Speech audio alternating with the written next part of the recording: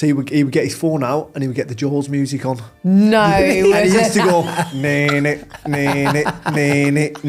it would last ages. And he would go all around the medical room and he would sometimes go into the gym and then come back in and he'd come right up to you and then he'd go away like this and then he'd go, Ginge, Gaff wants you. I don't know who got sacked first. Maybe Alan Kirbishley got sacked at Charlton. Pards got sacked at West Ham and they swapped. Alan Kirbishley came to West Ham, Pards went to Charlton and we played him after like 3 games as well. You ever had the ketchup ban on a Friday night? No. Oh, I've had the ketchup ban. Oh, the ketchup ban? I thought you said the ketchup man. Hello and welcome to Clutch 9, the football podcast powered by Betway. My name is Scarlette Douglas and I'm with my 2 usual suspects. I've got Glen Murray. Hello. How are we? And I've got the OG Ginge. OG Ginge, hello. James Collins. I've got to start by saying Happy New Year. It's been a while since I've seen you both, 4 weeks ago, before Christmas. How was it? Better than when we were playing, I'm sure. Yeah. You can enjoy yourself a little bit more than you do when you was playing. So yeah, it was lovely, just with the family. And sort of, it's a funny one because you miss out on so much, as we touched on in the previous pod, that you miss out on so much around Christmas when you're not playing. I certainly enjoy myself. Yeah, it was good. Yeah. Good. I had a few days off. It was nice, yeah, to relax with the family. And the weather was good. It wasn't wet, which was a big bonus. Always nice. Any gifts that you want to re-gift? Because I talk about this a lot. I do love a re-gift. I just want to check if you guys... What, is it get given something and give it back out? Yeah. Really? Yeah, do you not do that? No. I don't think I've ever done that. So what do you do with things that you don't I don't like? get a lot. I don't ask for a lot, Hold on to be a honest. second. Here's one for you then. When like people drop bottles of wine round... Yeah, I definitely don't pass them on. No re-gifting. Re-gifting? No, you can't be re-gifting. If you get caught re-gifted, it's not a good place to be. Not good. Anyway, let's jump straight into it. We have got a lot to talk about, and I don't really want to bring the tone down, but I'm going to bring the tone down. We are going to talk about the fact that a lot of managers have been sacked over the last few weeks. What is going on? We've had Amorim, Maresca, Will Steele, Wilfred Nancy, Ryan Mason. What's happening, do you think? Well, it's just that time of year, isn't it, where kind of you're having a look at how you're doing, and I feel as though if there is a time to sack a manager, kind of this is the time, because you've got January to get some players in that he wants, that make the squad feel and look like his to a certain extent. It's a time to recap on what's happened so far before you start getting to your Marches and Aprils, and then it's kind of panic stations. Yeah, sort of like Glenn's hit the nail on the head. It's that sort of time, you know, if a manager's struggling, 9 times out of 10 the owners is not going to give a struggling manager money for January, so they're probably thinking, right, get rid now and start afresh in January and let the manager have a crack at it and get the players in he wants. Do you think under the new way of doing things, in comparison to the old way, a lot of these managers would still be here? For example, let's talk about Amorim. You know, he has said that he was brought in to be a manager, not a head coach, but he was actually contracted to be a head coach. It's very different nowadays to back in the day. What do you think about those two terminologies and how difficult it can be for managers or head coaches now being in? Well, it's a completely different job. I think me and Ginge probably saw possibly the last generation of managers who manage the football club and everything to do with the first team, whether that's incomings, outgoings, picking the team, like training, everything went through that one man. And I suppose if you have trust in that person, it makes it a much easier kind of level of command, because you're only going to one man. You've got the owner and then you've got the manager, and that's it. Whereas this new kind of infrastructure around a football club of the owner, the CEO, the sporting director, there's so many jobs now above a manager a head coach that he's got to answer to, and ultimately he can have a say on players, but the football club by the players they think would suit their football club. I suppose it stops that fall off, doesn't it? When we're talking about departures are. So when an old school manager left a football club, I think that you would feel that as a football club much more than what you would feel as a head coach leaving, because you're sticking with your identity and you get a head coach to suit the players that you've got, rather than where you've got a manager and you've put full trust in him and he does everything the way he wants and where he sees, and then obviously, if that's me, and then Ginge comes in, he might see it completely different to me. So that kind of that churn of players and that financial cost to change it from one man's decision to another man's decision is like, it's huge. Yeah.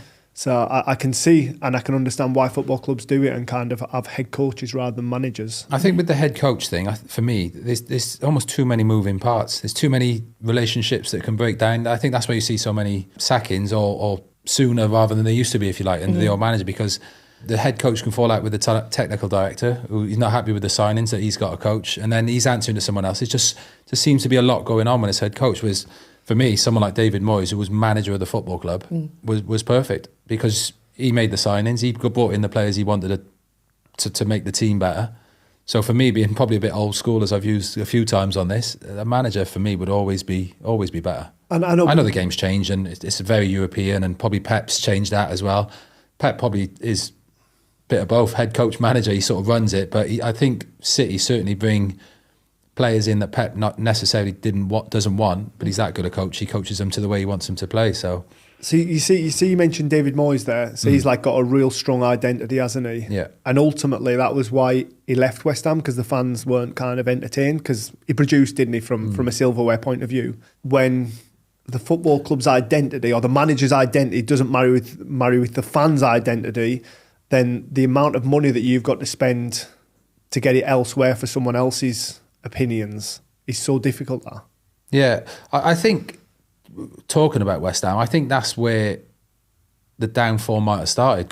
Certainly going from David Moyes is in going to that sort of head coach and a technical director. I think that's where it sort of started to go wrong, if you like, for West Ham. As in, since David Moyes left, the manager would come in, Lopetegui, the boys we've seen at the minute, even Graham Potter to an extent. The sort of players were brought in for them to coach.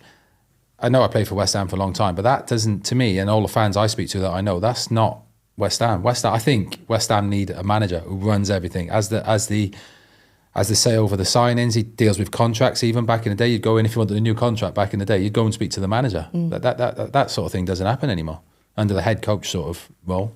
I mean, you've both experienced being at clubs where managers have been sacked or have even walked away, because obviously there's a big difference between a manager leaving and a manager being sacked. What was it like as a player when those situations would happen? Yeah, it depends on the context now. Like, I've had managers leave for so-called better things and be absolutely gutted that he's walked out the door. Like, fully grown men, like a few tears knocking about. Who was it that left? To make you feel especially like if he was playing, especially if he was one of his favourites.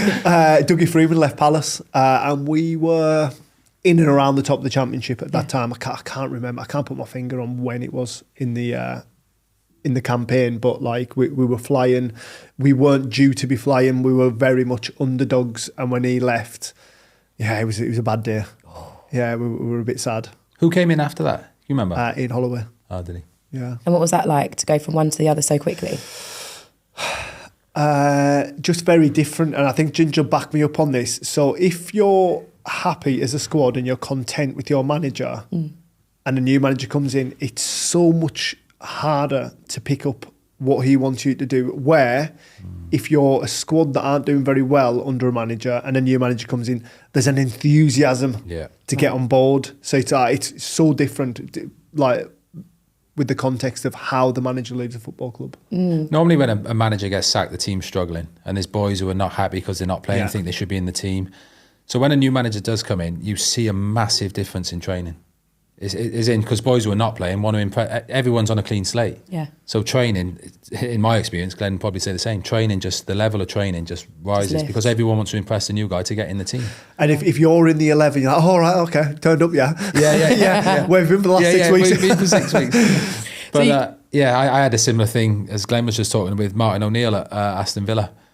We were flying, doing really well. I think we had just got to the League Cup final and the FA Cup semi-final. Went away for the summer, come back in. Something had gone on with the club and Martin left, and we were all, everyone who was playing, like we talked about as a manager, was absolutely devastated because, he was a great man and a real good manager. And it just sort of derailed the club a little bit. When he walked out, everyone was gutted. But then when the new manager came in, it sort of gave everyone a lift. And that was a funny story, as in when Martin left. I'll never forget it. The day we were in training up at Villa, we sort of left training on the day and sort of inklings being told that Alan Kirbishley had the job or was going to be the next Villa manager. So we went away that night and come back in for training the next morning, and it wasn't Alan Kirbishy, it was Gerard Houllier.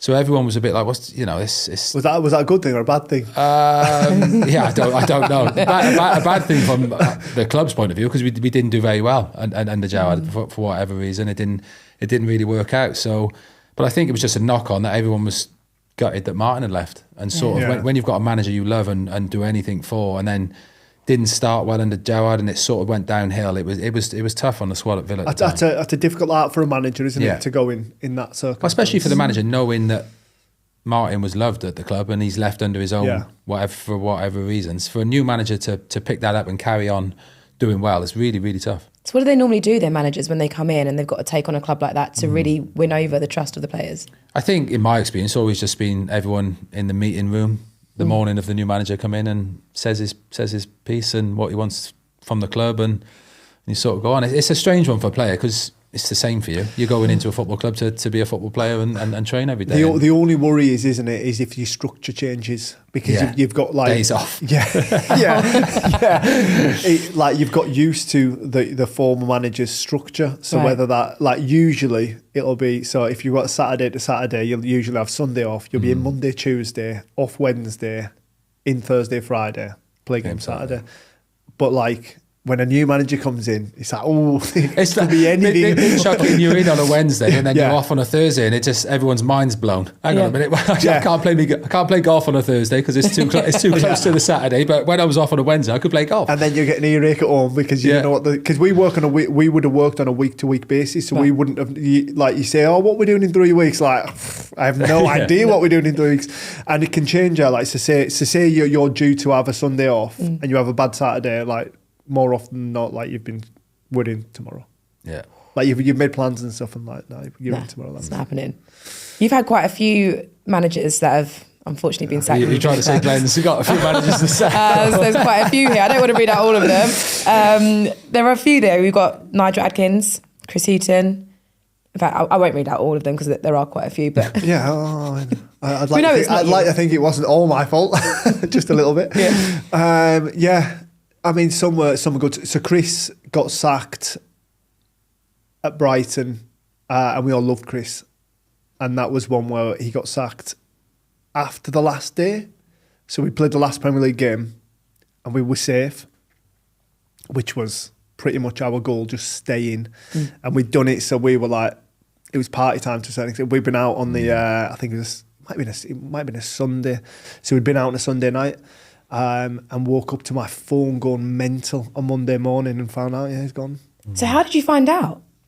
Just from people messaging you? That's pretty much what it is. So I'm face down, full of booze, and like my phone's, I'm like, what is going on with my phone? It's like just peppered, like, Chris is gone. So what, you just find out, or people message you via online? In that instance, that's how it was. Normally get a text or Sky Sports News, because it's normally overnight. When you've left the training ground, you're sort of not in it, and you see it on Sky Sports News or get text message off teammates or whoever. How did that make you feel though, when you're finding out via a news outlet as opposed to the clubs telling you directly? I remember when Slavan Bilic got sacked at West Ham, and you'd speak to anyone at West Ham, Slav was loved. Great. I don't know if any of you ever met him. He's a great guy, Slav. Still speak to him, great lad. And I remember just feeling genuinely gutted for him, like I'd let him down. Really? Honestly, I like that. I'd speak for the whole squad. We all loved him. There was a lot going on at West Ham at the time with Dimmy and the stadium move and all that.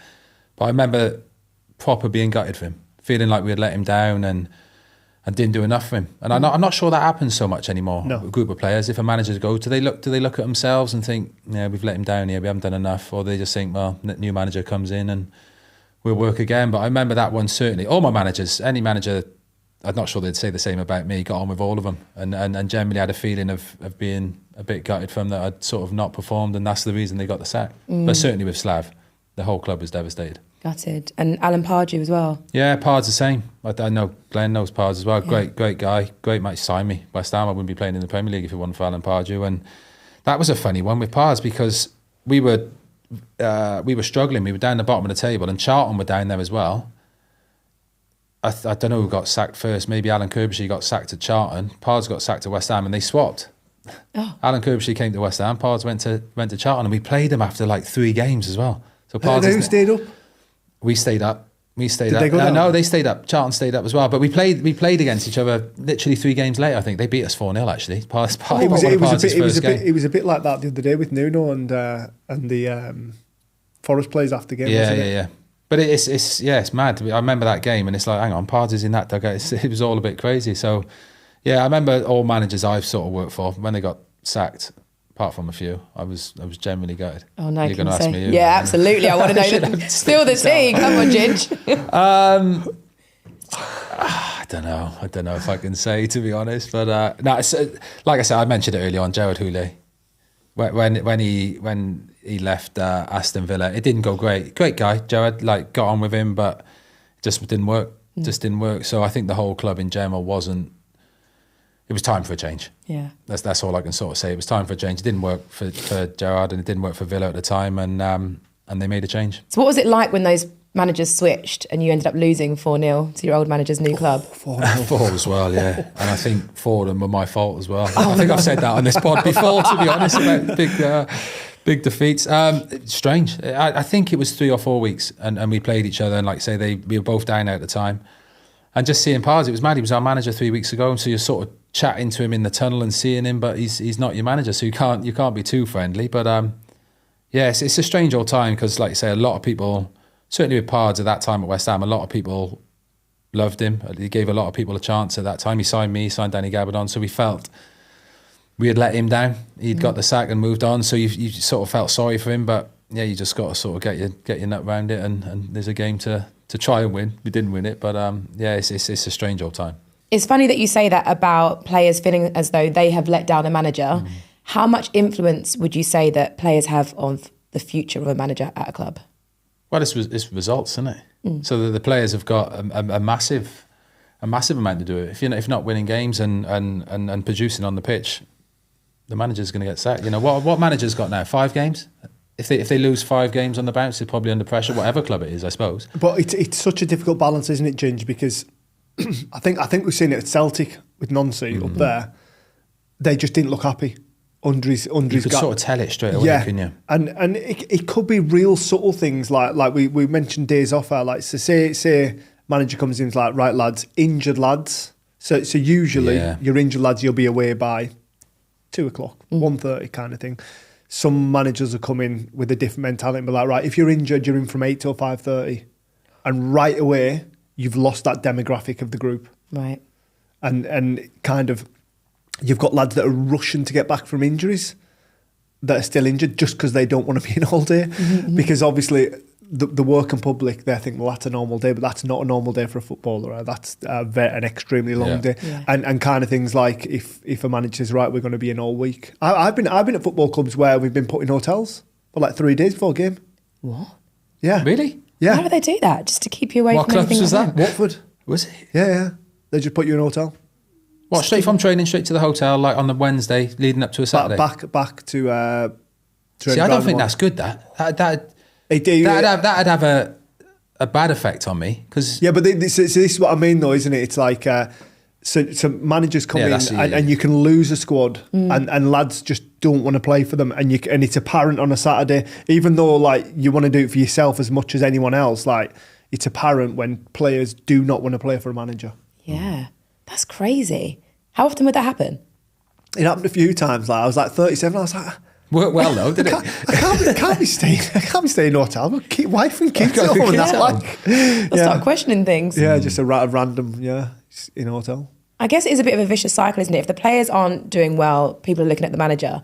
But then we have to look at, as you said, what is the manager doing that's maybe making the players not want to play well for him? It's not that they specifically don't want to play well. Obviously, they want to play well for themselves, for the club. But maybe it is that they're just fed up with the manager and random things that they'll bring in. Yeah, I always say in the Premier League, you're dealing with pretty much 25 to 30 millionaires, young lads, and if you can get them on board for you and you can get them like pulling in the right direction for you as a person, then you're halfway there, regardless of tactics. I think the biggest thing for manager for me, like everyone sees it different, is you've got to keep the boys who are not playing happy. Is key for me. You know, if you've got your starting 11 and you know the boss likes you and you're playing most weeks if you're fit, happy as Larry. You just go along. But it's the boys, it's the 12, I don't know, more, maybe 15 boys who are not in the team, want to get in the team. Well, you've got to keep them happy as a manager. You'll have that like is 3 or 4, won't you, that are going to get on every game. So like they're all right, but it's the lads who are like nowhere near it, isn't it? Mm. And that's the ones you've got to keep back, because they're coming into training every day, training hard, trying everything to get in the team, and they're not getting a sniff. So you've got the man management for the boys who are not in the team is massive to keep the harmony in the squad. And morale high. And if you get that right, you've pretty much cracked it. You've done it. Clutch 9 is powered by our friends at Betway, your home for weekly free bets, free spins, and so much more. So don't miss out. Head to Betway today. Can you remember any managerial stories that just stick with you?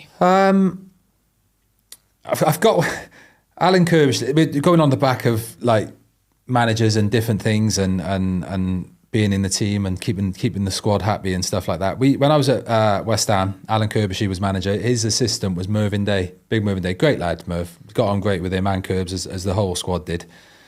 But talking about not being in the squad and not being told you were playing or whatever. So it'd be Friday morning, you'd be sort of mingling in the dressing room before you went out for training.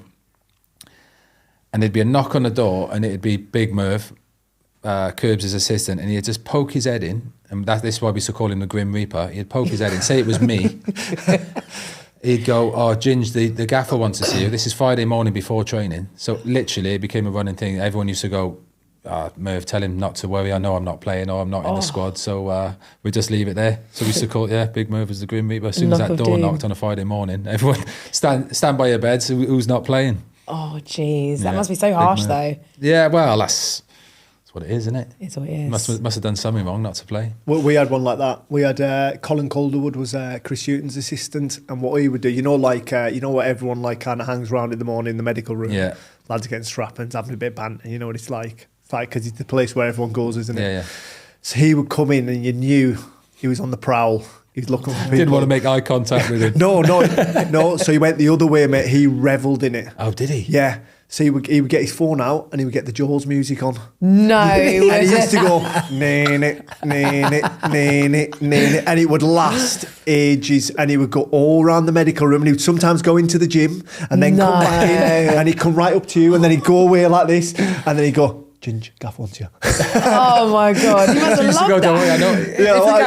If the gaffer wants you on a Friday morning before training, you ain't playing. Yeah. Jaws music or no Jaws music, you know what's happening. I used to sit on the medical bench terrified. I love things like that. They're actually absolutely brilliant. Were there any managers that did certain things that you were very happy when they went? Yeah, we had one at Reading under Nigel Atkins. And I wasn't happy to see the back of Nigel himself, but one thing that he used to do, he's quite academic. Mm-hmm. So what he would get us he would give us all an A4 piece of paper to the whole group, and it would have like your key points today. So you have 3 key points, and how you're going to achieve those 3 key points. And I was like, I was maybe a little bit old, and I didn't buy in as much as I probably should have. And you'd have young lads. Because we were quite a young squad at Reading, so he brought a lot through from the academy, and you'd have young lads scribbling away like paragraph to paragraph, and I would just put like, hold it up, score goals, run around. Would you have to give it into him like homework? And then he'd look at it and then let you know if you did. He didn't really give me much feedback, to be honest. I bet he saw some random answers on there. Oh yeah, all sorts. Yeah, some random ones. Yeah. So wait, would he give it back to you at the end and like score what you had done, what you had written, or did you have to write down your analysis of what had happened? I think there was one where you did you complete your tasks? No way. Yeah. Scoring goals. And do you know what? It's just like I think you get all sorts of quirks with managers just trying to find that different 1%, that extra 1%, don't they? Well, I had one at Ipswich. Left West Ham, went to Ipswich for, I think it was 6 months. Got there similar to Glen, so a bit older. So I think you probably sort of a bit set in your ways by then when you got to that age, and anything a bit different, bit challenging on the old nut. So I went into Ipswich, and Paul Hurst was manager. I went up, and I actually hadn't signed. I was just training, and sort of I was hearing this a little bit from the boys who were playing at the time, talking about managers and what they do.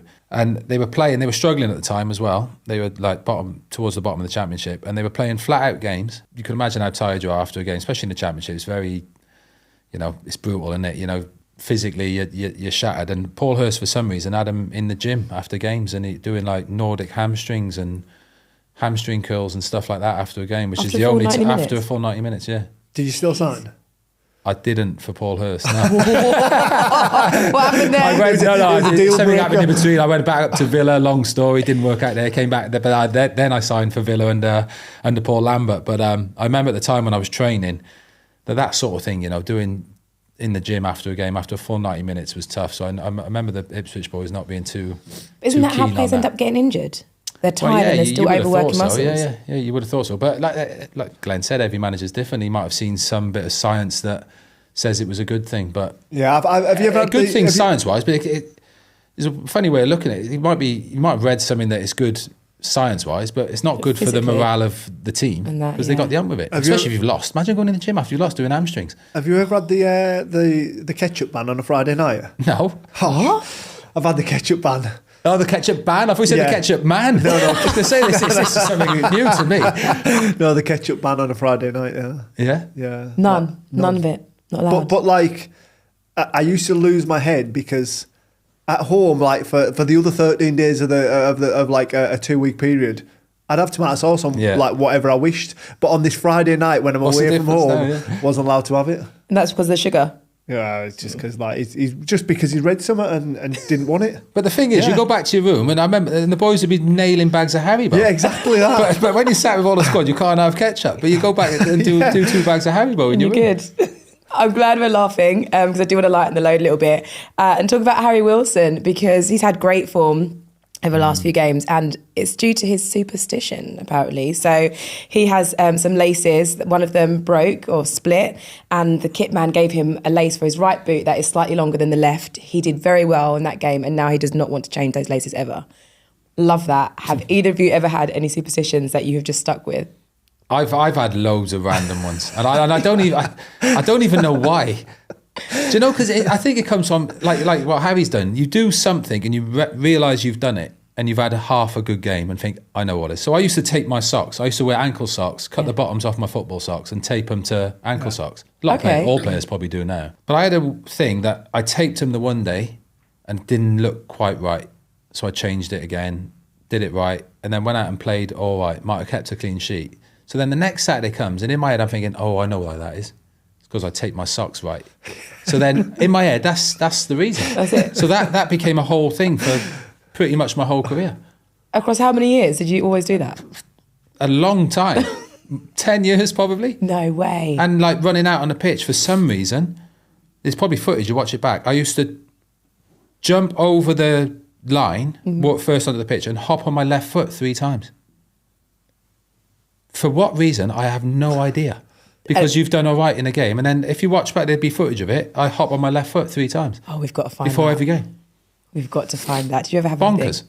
Yeah, always. What have you got? Just like stupid little things. Like, especially if I'd scored, if I say I hadn't scored for a couple of games and I scored this week, everything I did that Saturday morning would be identical. Everything I ate, the way I drove to the ground, the way I got dressed, everything. No way. Yeah, and I would keep that little tradition up until you didn't score. I didn't score. I'd like sack it off next week. Then you find something else to do. Something else. Talking about like driving and all that. This is when I was probably, it was early days Cardiff. I used to have. This is OCD though. This is which probably is superstition, I suppose. I used to have to count 100 cars before I could go into the training ground. And that was hard in Cardiff in those days. So what, as you're driving to the club? Yes, and it was just a counting thing. And if I didn't see 100 cars, something wouldn't go right in training or something like that, or to a game. And mental. Would you have to go back out and find the rest of the cars? You sort of get close to the training ground, you'd be on 88 or whatever, and it'd be doing me nutting. Would you take an extra turn? Possibly, sometimes. Yeah, just weird stuff like that. And then music leading into games. Music was big, yeah. I think we both spoke about it. We both. I used to have to listen to the Verve "Lucky Man." So I remember it more. Well, by the end of it, we was getting the team bus to home games. So the last song off the bus. So you literally, I remember I knew where to put "Lucky Man," the Verve. Knew where to play it close to the stadium, where it would literally just finish as I've got to get off the bus for the game. You had a similar thing, didn't you? I would play Rolling Stones, "Give Me Shelter." Yeah, right before I went out. just like a calming moment. Just get ready to go. Get you in the zone. Yeah. Were there any other players that had anything really funny or weird that you can remember? I can't really remember anyone else's because I think you're so... In Say the tune with hour your- before the game, when you're maybe doing that, like me with my socks, you're sort of so in the zone on yourself, preparing yourself, you don't really notice. I didn't anyway, didn't really notice anyone else. I certainly remember like Mark Noble thinking, right, I'm doing all this with my socks, and I always used to feel like I had to look good. Do you know what I mean? Like prim, proper, look good, feel good, play good, that sort of feeling. So I was sort of in my zone. But then you'd look over Mark Noble and he'd be sat how I am now, cross-legged, reading a programme with a cup of tea. Like not a care in the world, and go out and be best player on the pitch. So I think you're that much in the zone. I never really noticed anyone. Everyone's different, aren't Yeah. they, in their build-up? Yeah. Some people are just so relaxed. Some people are like real stressy. Some people are shouting, carrying on. It's like all individual needs. Oh, I'd love to be in a dressing room just before a game. I bet it's so good. I guess you can feel that tension is just palpable, right? Well, it Ready to depends. go It out. depends how it's going, I suppose. I mean, the West Ham dressing room at the minute before a game.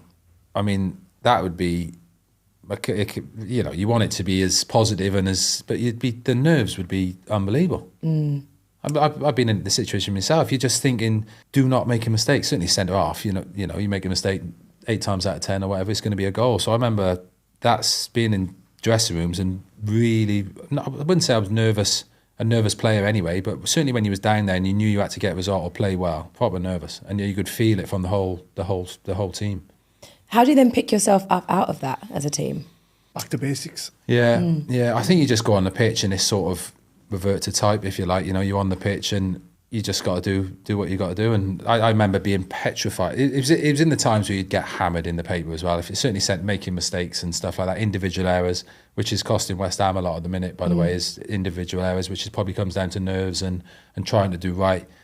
But yeah, it's when it's not going well, the dressing room can be a funny spot. Tough place. I mean, we were going to talk about West Ham a bit later, but seeing as you have mentioned it, we might as well get into it now. Bottom 3, loss of the day against Forest. What do we think? Because they are very close to getting relegated. Well, unless they do something. they've got a bit of time yet. They've got a bit of time yet, but it's not looking good, is it? I think if you look at numbers, stats, goals conceded, 41 goals, goals scored, 21, set plays conceded, 13, all the highest in the Premier League. It's relegation stats. It's relegation form. Unless something changes drastically, it doesn't look good.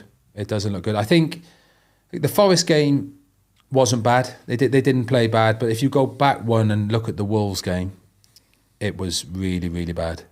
Playing a Wolves team, bearing in mind that we were talking about the other week being possibly going to be the worst team in Premier League history. Yeah. They've steamrolled West Ham 3-0. West Ham didn't have a shot on goal.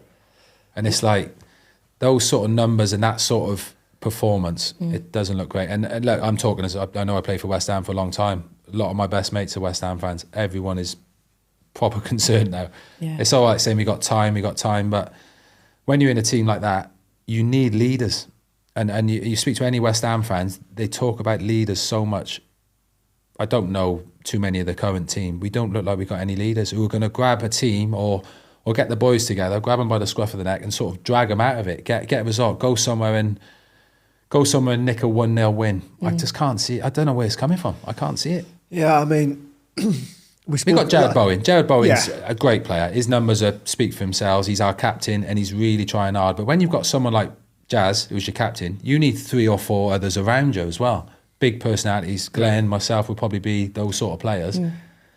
Don't think Bowen's got too many around him who are sort of, helping him along the way, if you like, to get the morale going. I still think there's a lot of talent in that dressing room. And like, we mentioned Wolves, didn't we? Yeah. Pre-Christmas, 2 points. And all of a sudden, in a week, they've amounted 5. And lo and behold, I don't know how, but they've found a foothold and a little bit of confidence. And all of a sudden, changes the outlook.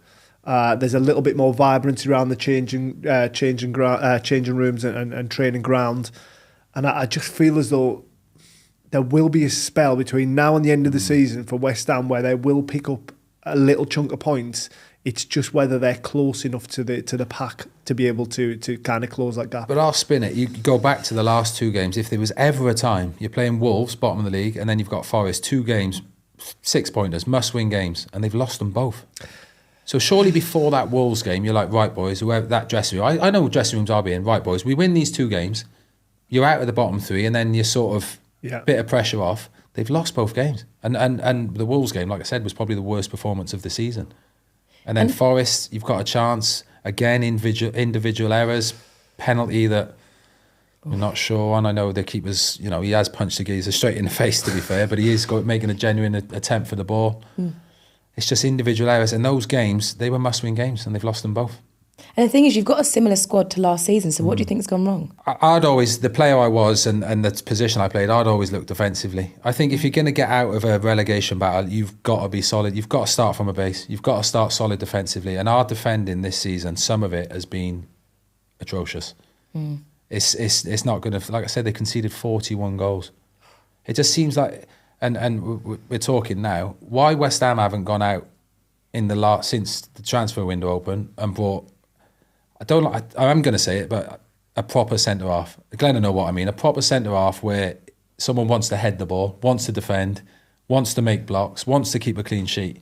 Why the club haven't gone out and brought a centre-half that wants to do that is beyond me. But was that not Max Kilman? Like, what did you spend 40 million on him? And I, like I said, I feel so you got a good group. There just seems to be a breakdown in communication on the field. Wan-Bissaka is a big miss. Yeah.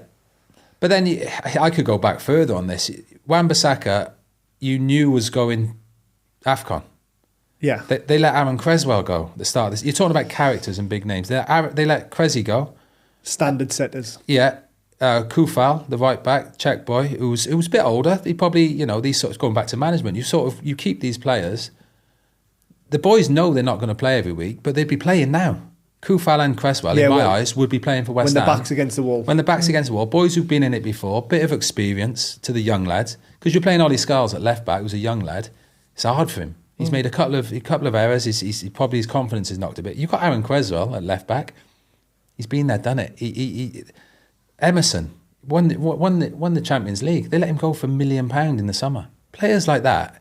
I know it's a young man's game and you want to sort of bring youngsters in, but you do need 3 or 4 more maybe older heads around you when it's a time like this. And we let 3 or 4 of them go in the summer. It's like they've got to start with keeping a clean sheet and getting 3 points by hook or by crook somewhere. You'll always score goals with bone in your team. Yeah, it's about keeping that clean sheet. It is, and that's not just down to the 2 centre-halves. That's a team performance. West Ham fans love seeing, me included, love seeing attacking football, but that's going to have to go out the window at some point. You're going to have to sit in, keep a clean sheet, and hopefully nick a goal on the break or 2 goals on the break and win a game. Because at the minute, I'm sure West Ham fans would say the same. Can't see where there's a point coming from. And do you think they're saying that it's time for Nuno out?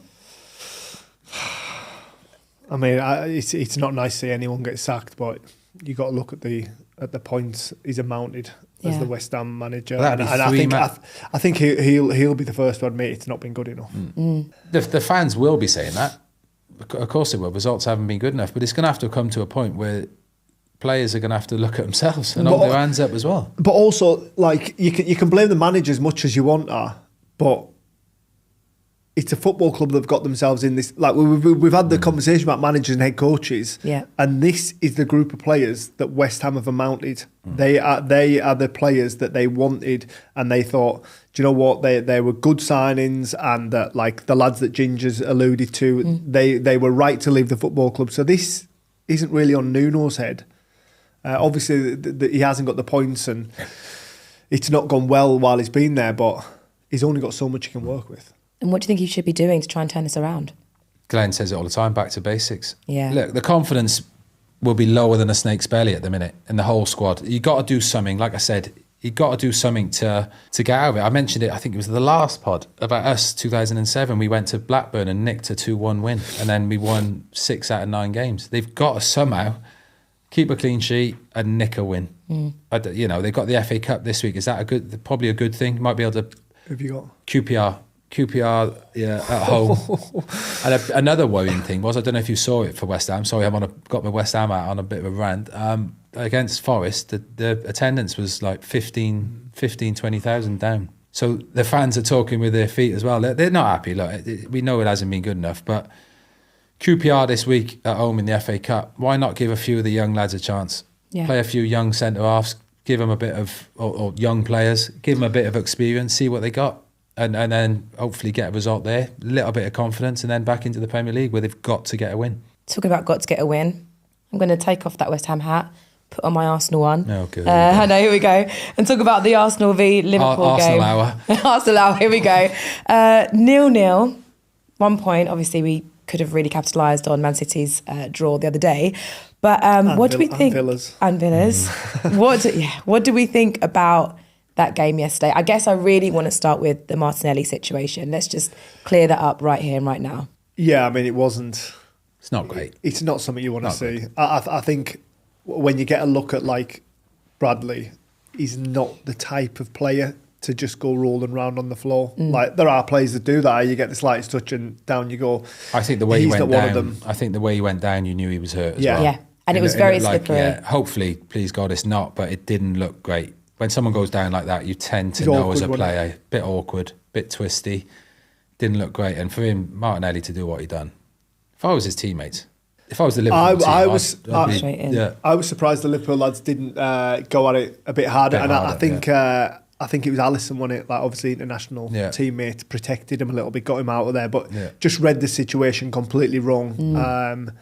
And that, I think, it'll be marked down in Bradley. He'll remember that, because when you're down like that and kind of you're badly injured, because you know when you've injured yourself badly on the field. Definitely. For someone to be like kind of trying to kick you off, because he tried to kind of usher him off with his shins to begin with, threw the ball at him and then tried to drag him off. I mean, come on, you got to read the... Listen, I understand you're going for a title. There's a lot of like motivation and anticipation in the stadium, and they want to get on with it, but I mean, he's a fellow professional. I know. It'd be in the little black book, wouldn't it, for sure? Definitely. You can remember that. There been somewhere you've remembered anything that's happened to you both? Not really. I was a bit of an enforcer though, me. Say like Nobes had come up to me and said that he's done that to me, I'd always go a bit stronger in the tackle. Protect a few. Telling tales. He's done this to me, Gingy. Gingy did this last week. Go and get him. Go and get him. Not going to hurt, never ever gone into a tackle to hurt anyone or anything like that, but put a bit more on it this time. Yeah, done that a few times. Yeah, I missed have sat the Premier League season once, actually, because of that. Did you? We were away in Girona, and this centre half, he had hammered me all game. Like, what, verbally? No, like battered me physically, mate, and battered me. And like, balls are coming up and he's just crashing, and it's happened over and over again. And I'm trying to play the game, but he's rough and a bit over the top. And I'm trying to stay fit. We've got a Premier League season to start. It was a pre-season friendly? Pre-season friendly, last pre-season friendly. And he's come crashing through me like 5-6 times, and I've ref not giving me anything. So I've swung round by the bench and I've gone like, do red cards count? And they've gone, what?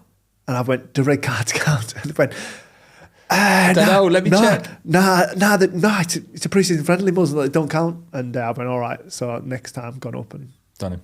Yeah, got sent off. Oh. Did it count? Yeah. Man City at home, first day in the Premier League for Brighton, missed it. Oh no! But it was worth it though at the time. It was, yeah. Obviously, I'm going to stick up for Martinelli a little bit, because he did have his back. Up for him. No. He had his back at the time towards Bradley. He didn't see when Bradley went down, and there was another moment as well where Frimpong had gone down by the box, which for us as fans looked as though he just dropped and waited down a little bit in the stadium, because he did roll his ankle. Okay, so I haven't seen it close up, so I will put that out there. Sound like a manager. I know, right? But it did look like Bradley pushed himself kind of back on the pitch, and we need to keep going. We need to keep pushing. So, look, ultimately, I think Arteta and Slot have both come out and said we don't believe that Martinelli did that on purpose, specifically to be horrible, rude, any of the above. I can see what it looks like coming from a footballer's point of view. Do you know what? If he'd done it once or twice, but 3 times, you're like, come on. What, you tried to get him off 3 times? Well, he was trying to usher him off with his shins, throws the ball at him, and then he tries to drag him off. Yeah. And it's not good playmanship. No. Okay, well, I've said my little piece. Let's move on. I don't really want to move on to this, but I'm going to have to move on to Gyökeres, because Gyökeres, for me, it's frustrating watching as a fan. Obviously, as a footballer, it's very different when you're on the pitch and you're trying to get yourself in there, you're trying to bring your confidence up. But he had, let's say, 8 touches in 64 minutes. That's not good enough, in my opinion. Arsenal fan or no Arsenal fan? Yeah, I mean that's not good enough. Is that his style of play? Is that the other players not getting him involved enough? I think you've got with Victor. I think you've got to zoom out because there was a lot of hype around this signing, and this has been a signing that's been coming for 2.5, 3 years that has been wanted a number 9, and you've eventually got one in the door that you thought was going to be the answer, and it's maybe not quite worked out as well as what Arsenal fans would want. But I think you got to look at him and what he did on the continent for Sporting and the way they played, their transitional style. He always had pace to run into, space to run into, a lot of grass beyond, which suited him as a player. All of a sudden, he's in an Arsenal team that are slightly slower in build-up. You're in an 18-yard box. You're surrounded by 3-4 people. It's a completely different style of play he's got to do. It's the first time in the Premier League. I think you just got to give him a bit of time. And obviously, his confidence will be so low because everything he does at the minute gets criticised. I mean, I seen the other day, he had the ball, he cut back and give it to a teammate, and he was getting criticised for it. And I'm just like, give the kid a break. Can't win. What was it like when you played with him at Brighton? He was just a young lad. He used to play off the left down at Brighton, but you could tell he was a good player. I think Ginger will back me up on this. You always knew the character of a player when they stepped into the first team. Right. So some lads you just wouldn't notice were there, and they would just kind of fade away. Whereas Victor was one where you're like, oh, he's good, this kid. And he always had that big physicality, that robustness, and he was always going to be a professional, but he's done unbelievably well going to Coventry and Sporting Lisbon, then obviously got this dream move to Arsenal. But yeah, just a bit of love, a bit of time, encouragement from the fans. Yeah. Not putting him down, as everybody was yesterday around me. Around you? And you can feel that. Maybe a little bit, Ginge. You can feel that negativity. Yeah. I think it's more the frustration of you see all these passes and these moves that he can make and he's not going for them, and you just think, we spent so much on you, come on, you've had enough time to find your feet in this team, and it feels like it's just not working for you. Yeah, I mean, I defend him to a certain extent, but yeah, he does look on his heels at the moment, and a bit kind of ginger in his movement. No offence. No pun. Yeah, I mean, he just looks like he's void of any confidence at the moment, Victor. It'll come though, won't it? You don't get that sort of move. It's in there. But it's just, he needs a bit of love. Even though I did hammer him on here last weekend. But it just needs a bit of love, bit of time, and I'm sure it'll come. Good player. I hope so. I definitely hope so. Difficult not to score goals in that Arsenal team with the creation you've got. But I think it's almost, it's like the art like Haaland's got. So Haaland's got this art down to a T now. Whereas so you're criticising him there for having 8 touches, yeah. Haaland's played that long. Sometimes he doesn't have that many touches. But how many finishes does he have? The difference is he finishes. Yeah. So I think it is quite a lonely place in one of those teams with a slow build-up and where you've got a lot of possession because you're not in any space to receive the ball. So it is quite lonely, and it's about being patient and staying in that position and not maybe wanting to get involved and do things that you might not be good at. It's about just waiting patient for that moment. When that moment comes, then you've got to produce. And go for it, yeah. Okay, we've got my little Arsenal fix done. Let's move on. Before we fully move on from Arsenal, we've got to talk about the incident with Thomas Frank and the Arsenal carp at Bournemouth. That was brilliant. I know you don't want to talk about it, Glenn, but come on. What a moment. What a picture to see. They're just on him for no reason. I think outside North London, that's not a big thing. Really? I don't think. Why has he got an Arsenal cup though? Because Arsenal played their last game, so they must have left the cups that are in the dressing room. Somebody just grabbed one, filled it up. Whether it's a Bournemouth staff member or whatever, filled it up. Would you notice? I don't think, with everything that's going on for him, are you really going to notice? He's got more things to worry about. Things to worry about, exactly. It's not. And I wonder, right? This is that Arsenal thing on this side as well, or just that side? I don't know. Maybe it's just that side, because if it was the back side, you would have seen it. I don't know. Sure, but it's also really petty. I'm not going to drink out of that. But it is funny. I think it's quite funny. I actually think he's probably that polite. He would probably, if you made him a cup of tea and it was an Arsenal cup, he'd be like, "Oh, I'll drink it." He'd just still go for it. Yeah, he wouldn't just. Yeah, maybe it is just something that in North London is going off. Obviously, Spurs fans are raging, Arsenal fans are loving it. Yeah, but no one else cares. No one else, it's just us. It's just us. Okay, well, moving on from that, Tottenham, Bournemouth, great game. Obviously, Semenyo's now gone. That was his parting gift, that winner. Fantastic goal as well, by the way. Yeah, what a way to end. Score on your last touch and then get the club 65 million. Couldn't have gone any better for the lad. Fair play, he's some player. Isn't he just? What do you think about that move for him to Man City? Good move. Yeah, I like it actually. I think he's got a profile that probably City haven't quite got up there. So I think he'll definitely add to them. Obviously, it's a bit of a rebuild for Pep at the moment. But yeah, the way he exited, it was kind of always going to be, wasn't it? He was. I called that game and he was quiet. He was quiet throughout. He didn't really do an awful lot in the game. And then obviously just that moment, he was like, get it out of my feet, bang. There we go. Job done. Off I go. It's great for us, obviously. Man City then. So losing Vardiol and Ruben Dias. And will they spend big on Marc Guéhi to replace? I would. Yeah? I would. Hold on. Yeah, so all right, you would. Would, yeah. But would you if you were Marc Guéhi? Yeah. You wouldn't wait till summer? Go on a free? After an amazing World Cup? Oh. A lot can happen in that time though, can't it? Yeah, but you're this deep now. Yeah, I'd go. And I think I can only talk. I'd go because they'll get money, I suppose. When I'd like, how much were we talking now for Guéhi? I don't actually What know. would it be? Has he got 6 months left? Is he? 6 months, yeah. At least Palace are getting some money, I suppose. I'd go now. If City, any time it is in your contracts, if City come knocking, I think you go. Yeah. I wouldn't be waiting. I wouldn't go. You wouldn't go? Why not? Because I think because he's like you say about like 6 months. He's so deep into that. This worry would have been in 18 months, in 12 months. Like, you've got 6 months to go now.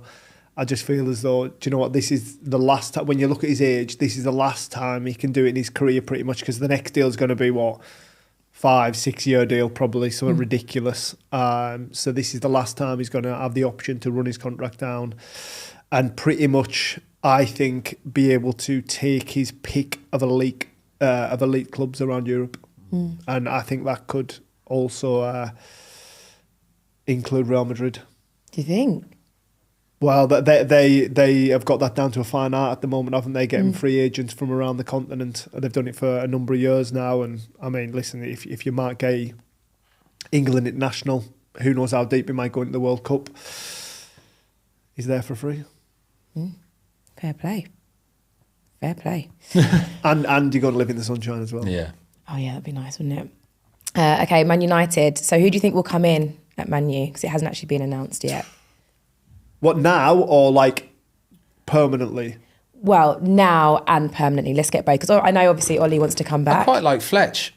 I quite like the look of it and the feel of it. I think Alex Ferguson's spoken about him. Said he's a really good coach. Knows the club, knows the people around the club. Wouldn't surprise me. He won't get it, I wouldn't have thought, on a permanent basis. But why not? No, why not? They've tried everything else. They've tried everything else, yeah. Obviously, there's talk of Ollie coming back as well, who had probably the best record of the managers that have gone in there since Fergie. So, do you reckon that would be a good look if he did go back, Ollie? I don't not like it. Yeah. I'm sure Man United fans would be saying the same. His record was good when he was there before. Or, well, I say good, it wasn't, the standard they were used to, but he's certainly better than the managers they've had since. Why not? As Glen said, they've pretty much tried everything. I think they need someone who knows that club, knows the way it's ran. I say know the way it's ran, probably the way it was run under Fergie. That sort of Man United feel and getting it back to the club where teams feared to go and play. You went to Old Trafford and you feared playing Man United. That's where that club needs to be. Yeah, I mean, I don't disagree with Fletcher. I think that they've tried everything else. He knows the values of the football club. He knows what they are, how they should behave. He knows the next generation through doing the kids there. Ollie, listen, they've both got an affinity with the football club, haven't they? I feel as though Ollie would be very much like a stopgap to the end of the season, which I don't really get, in all honesty. And then if you don't give it Fletcher, you don't give it to Ollie, then I don't know who takes the job on. What level of United got to get back to until they stop sacking managers? Has it got to be back to winning leagues? Got to be, it's got to be that level, isn't it? Where are they going for that manager? Well, where were they when he got sacked? Were they 5th? But it was like it was very false, because you've got 10 teams pretty much queuing up to overtake you, aren't you? So it probably looked better than what it was on paper, didn't it? Like, because were they 15th last year, and then up to 5th this year? That's a big improvement. But I feel as though, like, looking at Amorim, his comments in the press for a long time, it's just had this like blasé attitude of, I don't really care. I don't think he's bothered he got the sack. I think he was half kind of wanted to a certain extent. He didn't look it in the first picture after it, coming out of his house smiling and that, did he? Oh yeah, with his wife. With his wife, there was a picture of it. Yeah. But like when you go back through all the things he said in the press, like kind of like this is the worst Manchester United team. He alluded at the previous weekend to not really knowing too much about the rivalry between Leeds. I just think, like, he's been checked out for a while, I think. And apparently he fell out with 6 players as well. I think if you're making comments like he has in the press, the older player will probably get the ump with it. Like, I could see that maybe something was said, I don't know, but I could see why. The older players who were trying to set an example to the younger players coming through feel like they've got to say something maybe to the manager, and that's probably where the fallout's come. But then also, like, obviously, and I've said this on the pod as well, he's a 3-4-3 manager, and United knew what they were getting when they got him. But like, there's got to be some kind of like thing to the club, hasn't there, where you've just got to do the best to get results rather than stick to your identity and look after yourself. What do you think Liam Rosenior is going to bring to Chelsea? Yeah, I played with Liam at Brighton. Always very vocal that he wanted to be a manager. I think he'll bring an energy to Chelsea. I don't think he'll be overawed by egos or opinions. Very strong-willed, strong-minded. And obviously his coaching ability is there for all to see, what he's done at Hull, what he's done at Strasbourg. And this is obviously the next step in his kind of managerial kind of career. But yeah, I've already seen a couple of instances where he's got like Esteval and João Pedro in that kind of cuddly headlock kind of thing, where I just think he'll harness the young energy in the squad, and I think he'll make them feel $1 million. Yeah, nice. Ginge? Perfect. No, I think he's a great, like Glenn said, his record is there, done well at Hull, done well at Strasbourg, so it might, going into Chelsea might be a bit different for him. Obviously, head coach, as we talked about earlier on, with people to answer to above, so it's just how he can manage all that, but a young manager back in the Premier League, hope he does really well. Yeah. Well, look, perfect. We'll end it right there. It's been a great week of games.